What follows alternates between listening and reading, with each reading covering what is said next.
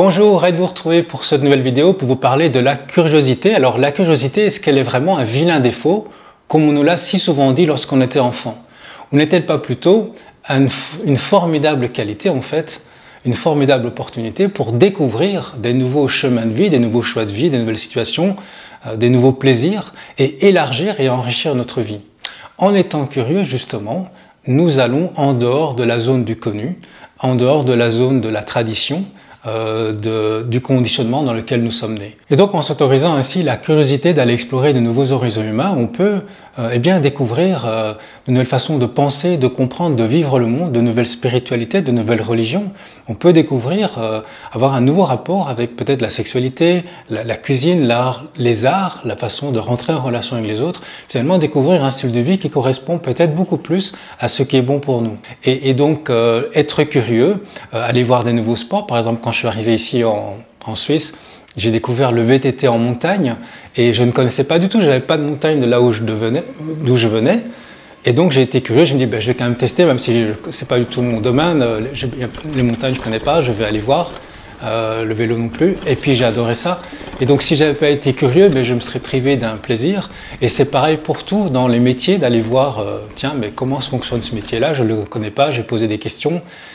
Et on peut vraiment découvrir des choses auxquelles on ne s'attend pas et finalement avoir une vie beaucoup plus riche, beaucoup plus intense, beaucoup plus élargie, avec des nouveaux choix, plutôt que des choix étriqués qui sont les choix par défaut qu'on est quand on reste au même endroit et quand on pense toujours la même chose et quand on suit la tradition.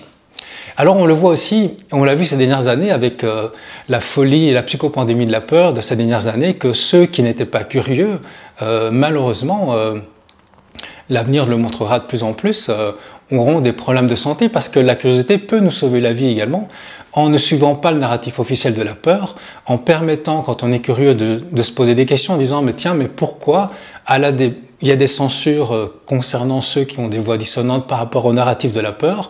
Pourquoi est-ce qu'il y a des censures? On est en démocratie pourtant. Pourquoi est-ce qu'il n'y a pas de débat organisé à la télévision, des débats contradictoires? » Alors on est curieux, et si on est curieux, on va aller voir des sources d'informations alternatives, des médias alternatifs, il y en a beaucoup. Alors on voit que les réseaux sociaux les censurent, mais il y a quand même moyen d'aller les voir. Et là, on va croiser ces sources d'informations et pouvoir se faire sa propre opinion.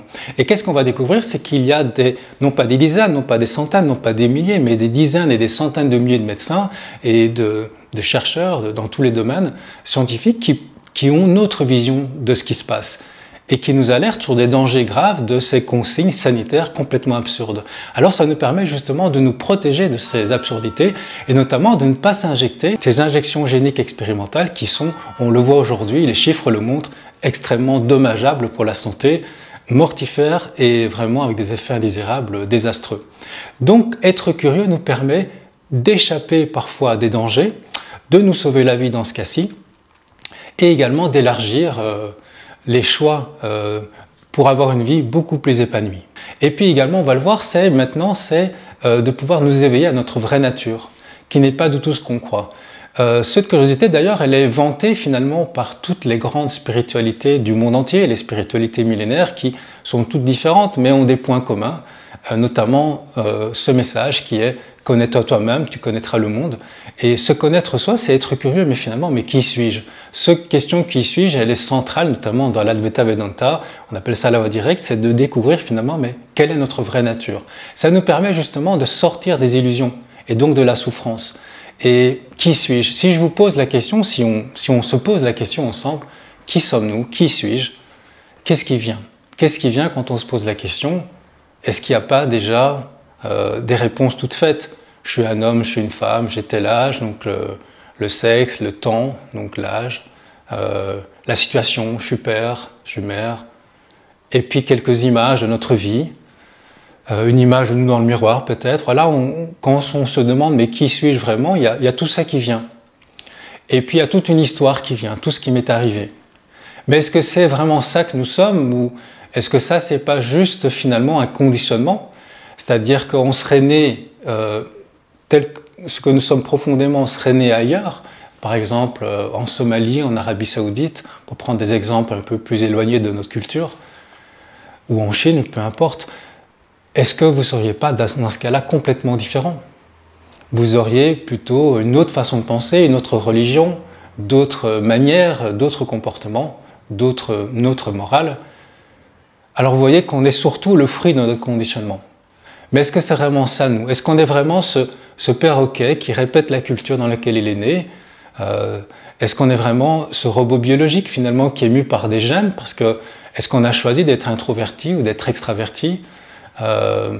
Est-ce que, quand on fait quelque chose, quand on fait des choix dans nos vies, est-ce que c'est vraiment nous qui choisissons ou est-ce que c'est pas plutôt la culture qui nous influence, notre façon de penser? D'ailleurs, est-ce qu'on choisit nos pensées ou est-ce qu'elles ne viennent pas toutes seules? Vous avez remarqué que souvent le soir avant de dormir, on aimerait bien arrêter de penser parfois et on n'arrive pas, la pensée vient. Finalement, qu'est-ce qu'on contrôle dans tout ça? Pas grand-chose. Est-ce que nous ne sommes pas finalement juste un robot biologique qui est programmé par des gènes? On a des tempéraments, est-ce qu'on l'a choisi?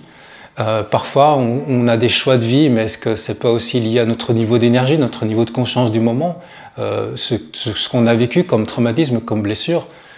Alors finalement, est-ce qu'on n'est pas juste le résultat d'un conditionnement? On peut se poser la question, et certes, on est le résultat d'un conditionnement, mais est-ce qu'on n'est pas un peu plus que ça aussi? Est-ce qu'on n'a pas cette intuition, et je pense qu'on l'a tous, qu'on n'est pas juste le résultat d'un conditionnement? Il y a ça, et ça, on n'a pas vraiment de libre arbitre dessus, mais on constate également qu'il y a en nous une conscience qui voit tout cela.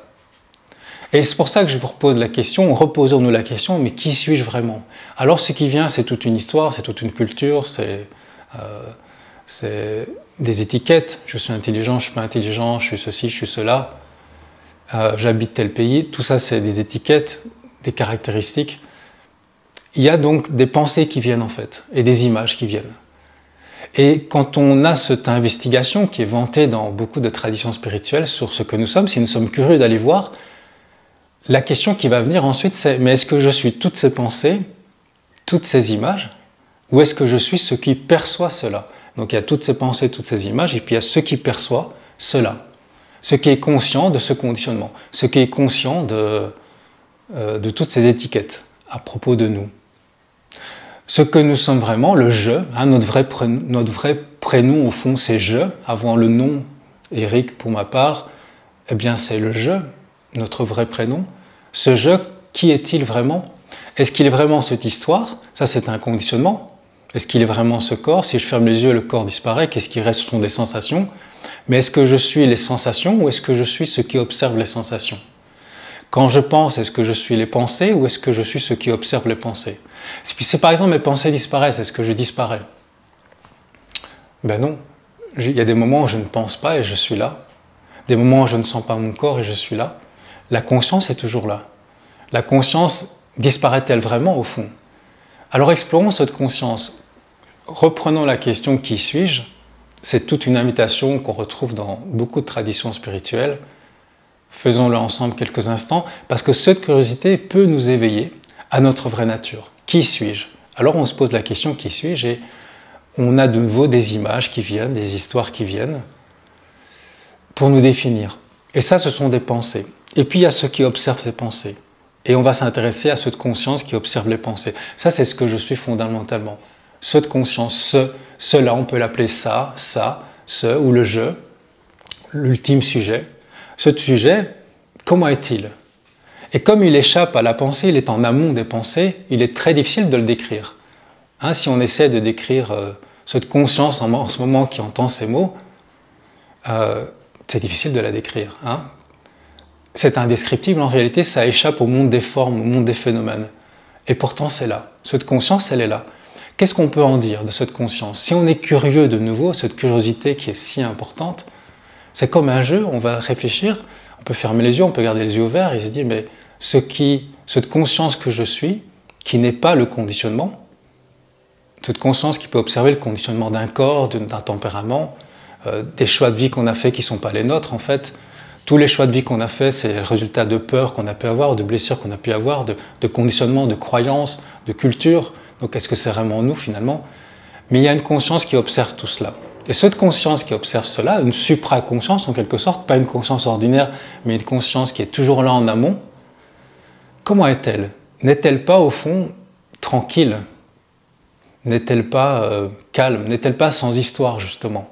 Elle contient l'histoire, elle contient des sensations de corps, mais elle est en dehors de ça. Hein, si on ferme les yeux et qu'on ressent le corps, est-ce qu'on a l'impression que cette conscience elle est bloquée dans le corps?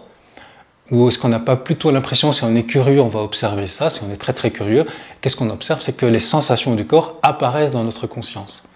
Et cette conscience, donc, elle est infinie dans le sens qu'elle n'a pas de fin, elle n'a pas de limite. Ou est-ce que vous voyez des murs à votre conscience? Est-ce que vous sentez des limites? Si vous sentez une limite physique ici dans le bras, si vous fermez les yeux, cette sensation physique, est-ce qu'elle apparaît à l'extérieur de vous ou en vous? Évidemment, remarquez que cette conscience, elle contient tout en fait. Elle n'est pas finie, elle n'est pas limitée, elle est illimitée. Et cette conscience, observons-le, on ne peut pas en dire grand-chose. Le mental peut dire ben, « je ne sais pas, là je bug, je ne sais pas ». Mais cette conscience, elle est toujours là et elle est en paix, elle est tranquille. Et donc, elle nous permet de revenir à la paix, à ce que nous sommes profondément. Cette paix que nous cherchons à l'extérieur, dans des situations, des relations, eh bien, elle est déjà là. Elle est déjà là tout simplement parce que c'est notre vraie nature. Et donc, on le voit ici, le fait d'être curieux nous permet de retrouver notre vraie nature, qui est le calme, la paix, la joie sans raison, comme on dit, Ananda, dans les traditions. Une joie sans raison, une joie toute simple. Et donc, vous voyez que le fait d'être curieux, de se poser la question régulièrement, de revenir à soi, de le retour à la maison, qui je suis, je nous invite tous à se poser régulièrement cette question parce que ça va nous libérer de la souffrance. Ça nous permet de retrouver le goût,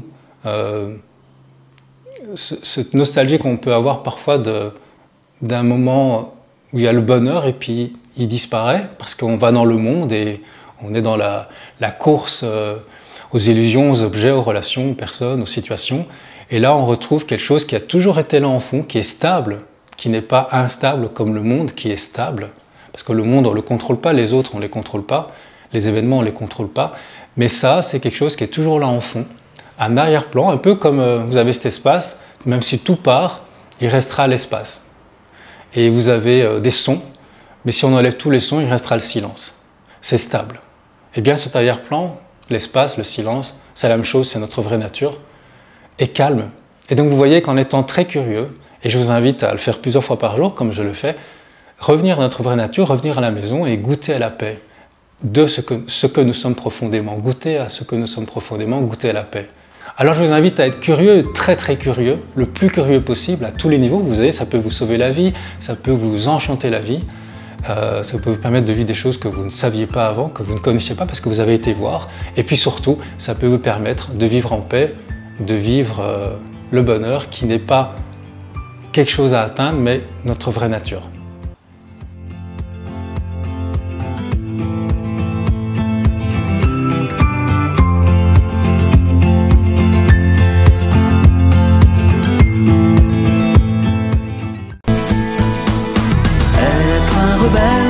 Sans se mettre à genoux, comme une étincelle dans ce monde de fous.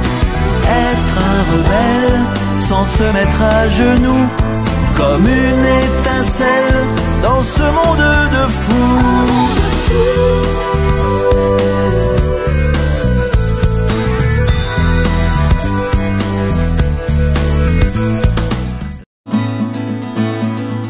Nos cœurs vibrent, nous allons